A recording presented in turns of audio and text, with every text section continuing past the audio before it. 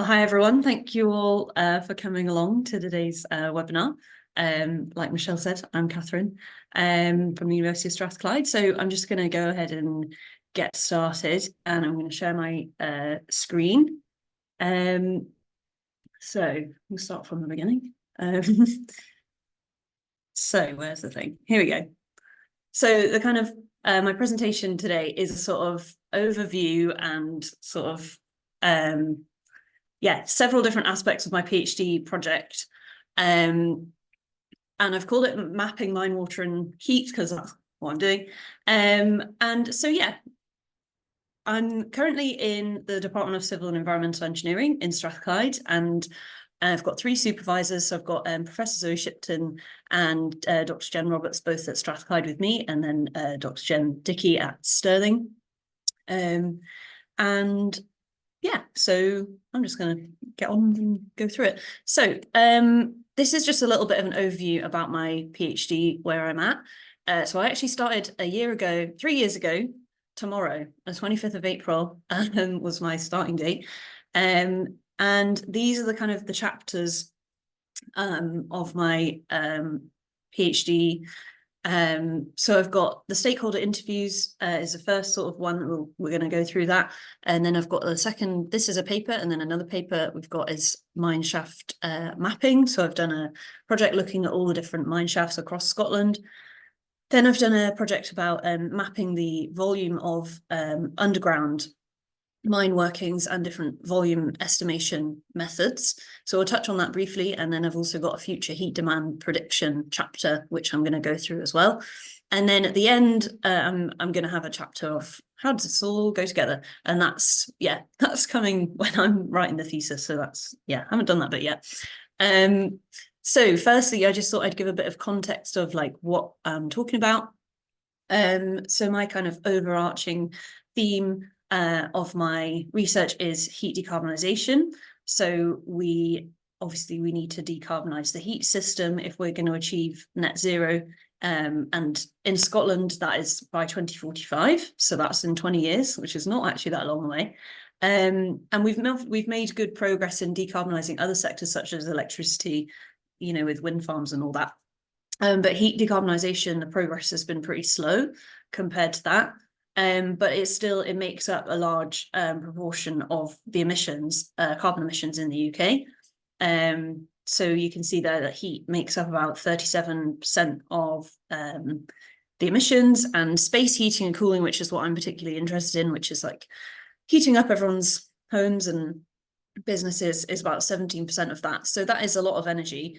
And this little diagram here on the left is showing all the potential different ways that we could decarbonize heating. So essentially, we just want to be moving away from using gas boilers in the main part to heat people's homes, because that's what the majority of people use. But there's obviously variation to that. So this is kind of showing a little district heating network. We've got some residential blocks and houses here. We've got some commercial buildings, hospital, shops and industry. And then on this side, we've got the different sources: ground source heat pumps, air source, water source. We've got energy from waste, and these question mark future ones that we don't know about.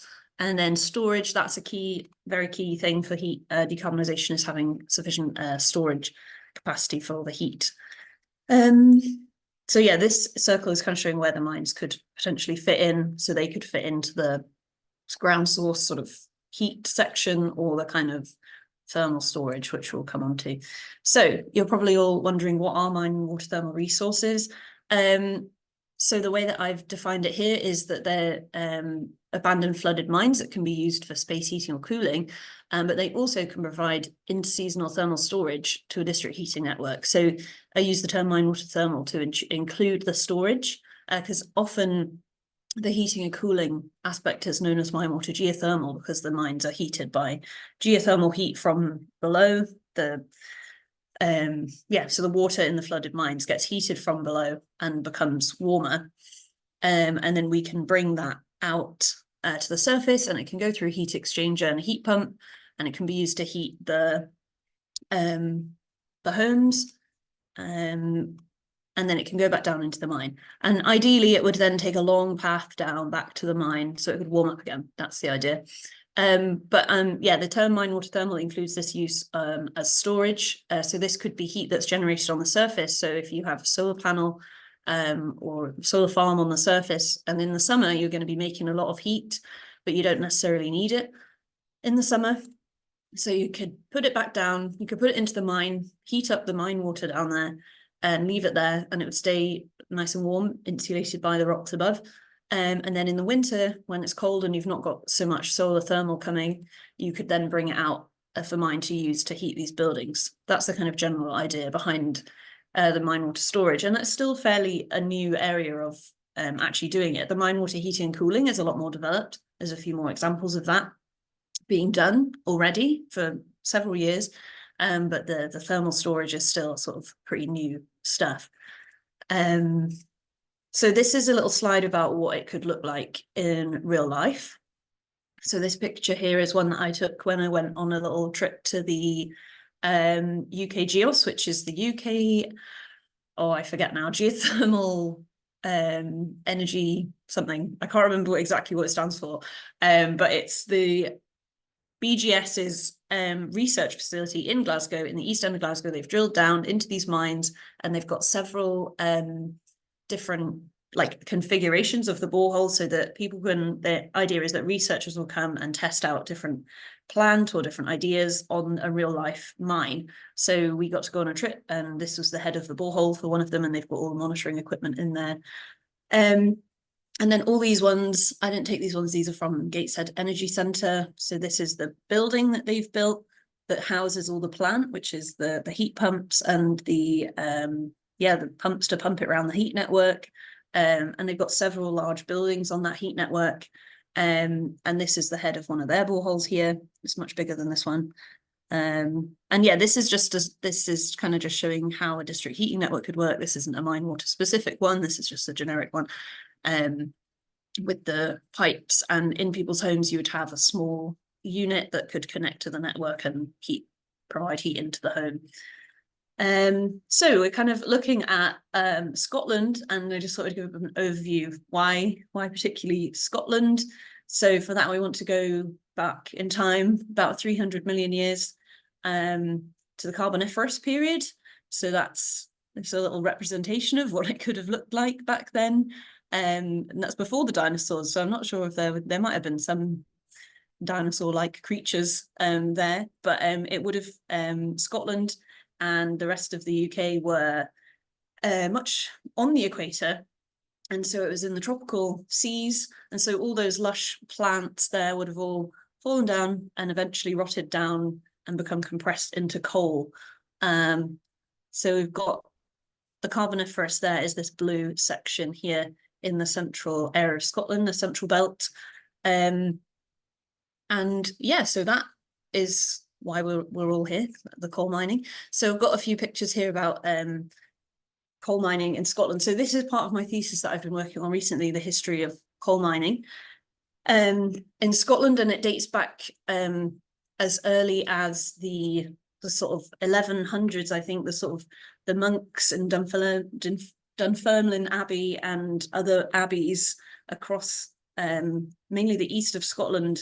They realized that this rock that was on the surface that they were finding on the beaches could be burnt and used for fuel, which I found it all very interesting, the early part of it. And in 1500, there was approximately 40,000 tons of coal being produced in Scotland every year. And you will see in a second that obviously dramatically increased over time. But this is just some pictures. This is a picture of colliery in Fife.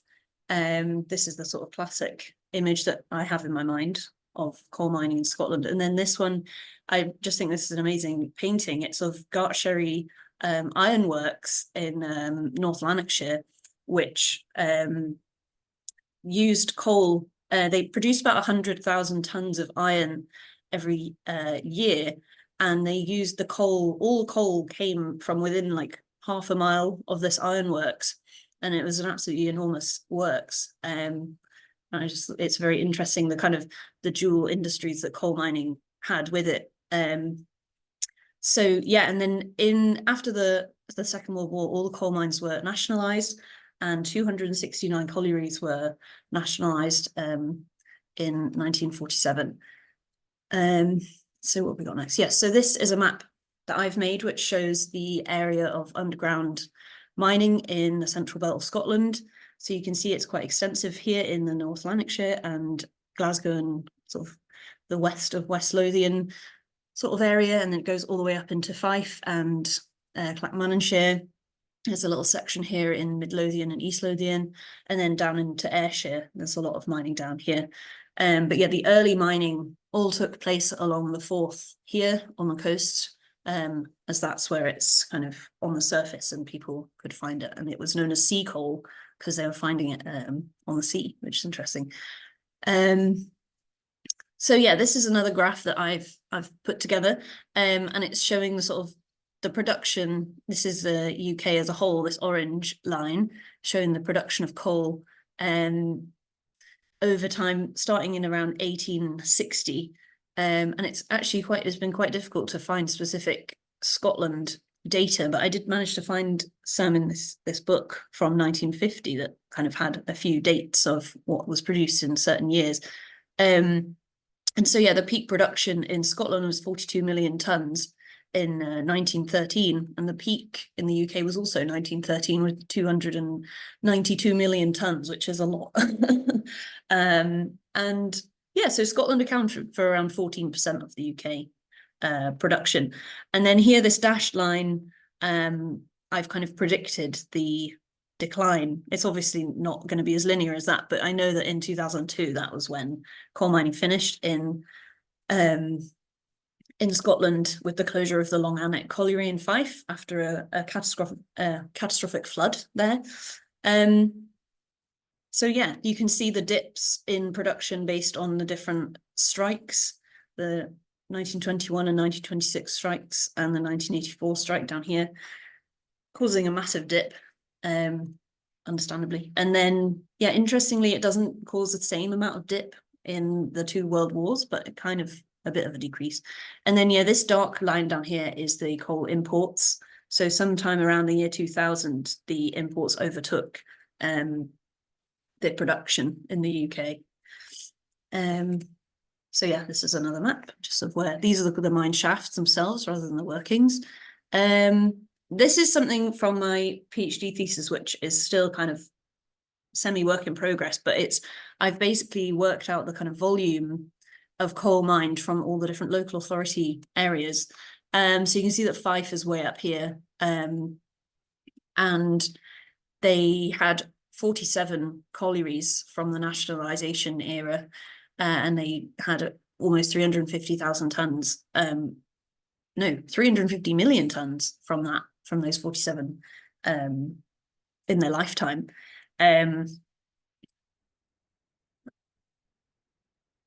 Okay, so yeah, this one is just showing a kind of the population density in Scotland. And as you can see, it is quite similar to the distribution of the coal mines, and that will become important later. So I'm just going to talk now about my study that I've done for the first part of my PhD, which we did with Scottish Enterprise. So it was the kind of aim of the project was to determine the level of awareness and perceptions of mine water among industry stakeholders from the sort of housing and heating industries in Scotland across different stages of a project's development, and kind of find out what they think about it and whether it, what the barriers are, and also just establish what kind of information they might need or they think other developers might need to start getting involved in this as an idea. So yeah, the kind of background is that the awareness of this technology is quite low in the UK, and that it might not be considered as a part of a heating solution for a site, and without early consideration it's not going to be used. So I did 12 stakeholder interviews in 2023, and I've done a sort of thematic analysis of this. And this QR code is a link to the paper which we published at the end of 2024, which gives a sort of, gives all the results of the interviews. And then we've also, in the discussion, talk about how geoscientists can get involved in different ways to try and further the development of this industry. So yeah, the start of it is the stakeholder mapping exercise. So I did this kind of at the beginning to kind of work out who we wanted to get in contact with. And we came up with these 7 groups. And I managed to get an interview with 6 of them. Unfortunately, we couldn't get local authorities, but we can, that's future work. So the results, to start off with here, we've got 10 out of the 12 people that I interviewed had heard of Minewater before doing an interview, which is obviously not a representative of like the general public, but of people working in the heating industry. They're obviously going to come across it more. And they all had a different source of where they'd found this information or where they'd heard about it from. So it's not like all the property developers had heard about it from one place. There was a real mix. So one wasn't aware of it, one had worked on a similar project, one had heard about it from a colleague, and one had heard about it from an event that they'd been to. So it shows it's quite a mix, it's quite an inconsistent source of information. So this is just quite a busy slide, so apologies for that, but this is just some of the main groups of information that I've got. So we've got advantages, disadvantages, wider issues, and information. So the main advantage that people were discussing was this potential for thermal storage, and how, it's quite difficult to put, store heat anywhere, and putting it underground is quite a good solution. The main disadvantage that people spoke about was the cost, the potentially higher cost of doing this compared to other things, and how will it be financed, how will people pay for it, that kind of thing. And then, there was many wider issues which are all applicable to Minewater, but also to other forms of ambient heating, like river source or sewer source. The cost of electricity is a key one. The skills gap and labour shortages, that also applies to heat pump installation and maintenance, getting enough people to be able to actually install these things. Information needed. Trust and confidence was seen as the most important one, and also mapping the heat supply and demand of where the mines are, where the people are, who needs what heat, etc. So I've got some quotes here, kind of demonstrate that. So these are quotes from the interviewees about storing large volumes of water underground. This one I think is interesting. You could have a fantastic resource that's been well surveyed, but if you can't drill and hit the coal seam, then you've got nothing, not less than nothing. You spent all this money doing the drilling and you've got nothing from it. So that is a major risk for this kind of technology. This one is about the cost of electricity. Developers want certainty, and if the cost of electricity is not certain, then that's going to undermine projects. And this is another one which is about fuel poverty and cost of living. And currently, because of the cost of electricity, when they decarbonize people's homes, they end up paying more money for their heating, which can push people further into fuel poverty, which is obviously not what we want. And this one is interesting about the customer has to have confidence about the hot water coming out of the pipe, and that also includes the house builders themselves. They've got to be confident that this is going to provide the houses that they're building with heat, otherwise they're not going to do it. So this is a figure from my paper, and it basically puts all of those different aspects into these 3 groups. We've got things relating to the resource itself, the cost, and the people. So then in the paper, we go through each of these themes with the context of how geoscientists can get involved in each of these, but I'll move on for the interest of time. But if you want to hear more information, I can point you in the direction of the paper. So the key themes to come out of this, which then kind of feed into the rest of my PhD project. So it's a complex issue with lots of kind of competing factors, and there's many different solutions, but also that people are in key, and that without having people getting involved, then without the heat demand, it's not going to happen. The co-location is what I'm talking about, having things in the same places, because heat can't really move around in the same way as other energy resources or commodities. For example, like gas can go in pipes underground and be transported for miles somewhere else to be used, or oil can be loaded up into barrels and taken off on a ship and that kind of thing, but heat can't go as far. It can travel some distance in a pipe if it's well insulated, but not, not as far. So therefore that kind of comes on to this idea of each location having its own unique geography, and therefore it's going to have its own set of low carbon options and solutions, and Minewater needs to be considered within that as one of those options. Yeah, and cost and storage we've touched on already. So yeah, I like this quote a lot, this one about the seeing local geographical anomalies as an opportunity rather than a problem for a development. So this is just some conclusions of this part of the project. I've got some more stuff. But yeah, just that it was generally perceived to be positive, although several barriers and concerns were raised, and that there's a need to reduce a lot of construction and financial risks as well. And that, yeah, it needs to be seen as a wider suite of options rather than a standalone technology. It's not going to work everywhere. So before we move on, to the next section, this next bit is slightly different from the Minewater stuff. It's about predicting future heat demand, but it ties into it. So it's kind of slightly different. So this is about the use of gas heating in Scotland.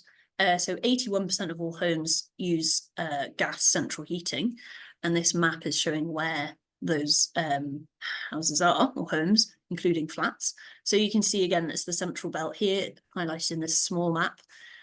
And it's the percentage of, my mouse is frozen, the different local authorities it's the percentage of dwellings in those local authorities that use gas. So that's something that we need to change before 2045. All of these need to be much, much lower. Oh, my thing is frozen.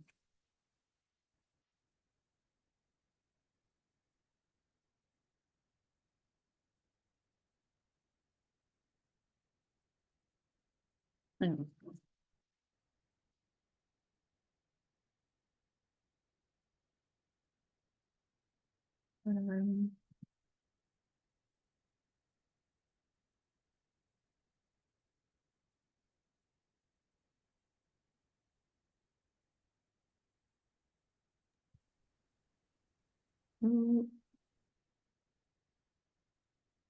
Okay, we're back. Okay, sorry about that. That's I don't know what happened there. So for this part of the project, I've kind of developed my own methodology of how we can predict where people might need to replace their central heating. And so the way that I've done that is I've used house building statistics from 1996 to 2023, and I actually updated it with 2023 data, but I haven't added it in for this. So this graph shows the number of homes that were built in each year, and this peak here is 2007, and then you can see there is a big decline here after the 2008 financial crash. And it kind of stayed down pretty low, and then it started coming back up, and then COVID happened and it went down again. But I'm using the data from this, and I've got it here. This is as a spatial, kind of spatial way of looking at it, the percentage of homes in each local authority which has been built in this time period, so in the last sort of 29 years. And my idea is that the only time that you really know when a house has a new heating system put in is when it was built. So, for example, houses that were built 5 years ago, their boilers are probably still going along fine and they don't need them replaced. But a house built, in 1997 is going to maybe be on its third boiler by now. This part is based on a boiler lifetime of 10 years, and I have since updated it to be 15 years. But yeah, so it's kind of using a 10-year lifespan, so that ones in the sort of 90s and early 2000s will be on their third boiler, ones in the 2010s will be on their second boiler, and ones since sort of 2014 will still be on the original boiler that they had when the house was built. This method also assumes that all houses built in that time had a gas boiler installed, which won't be the case, but for the purposes of this, that's what I've assumed. So yeah, there's the graph. So that is the same as the graph on the previous slide, just showing which generation these years are in.